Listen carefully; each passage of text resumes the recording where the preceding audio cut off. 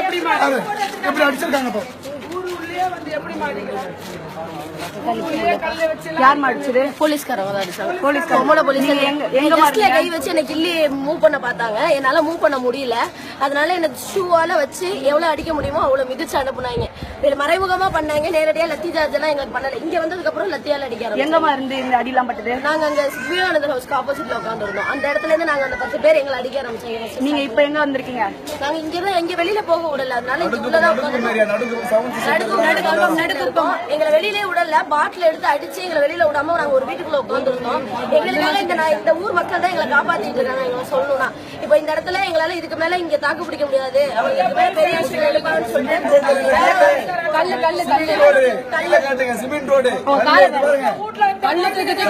போலீஸ்காரங்க அவங்களே கல்ல தூக்கி அடிச்சு நாங்க போராட்டம் பண்ணணும்னு சொல்றவங்க குண்டு போடுறாங்க. எங்களை வந்து பாட்டில் உடச்சு கிடக்குற அந்த முனையில உடச்சு கிடக்குற பீர் பாட்டில்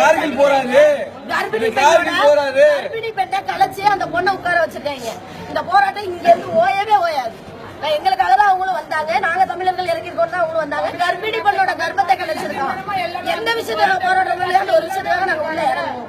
கால உடச்சதெல்லாம் பெரிய விஷயம். நாங்க மண்டை உடச்சு ஒரு ரத்தம் ஊத்த நின்றுட்டு தான் இருக்கோம். இங்க யாரோ ஒரு பொண்ணை கொன்னுட்டதா சொல்றாங்களா? அதெல்லாம் வந்து அது உண்மையான அந்த பொண்ணு டிஎம்கே ஆளு நம்ம கிடையாது. அது அந்த பொண்ணு கூட வந்து டிஎம்கே கூட இருக்கிற ஆள் இருக்காங்க. வேண்டாம் அதெல்லாம் நம்பாதீங்க.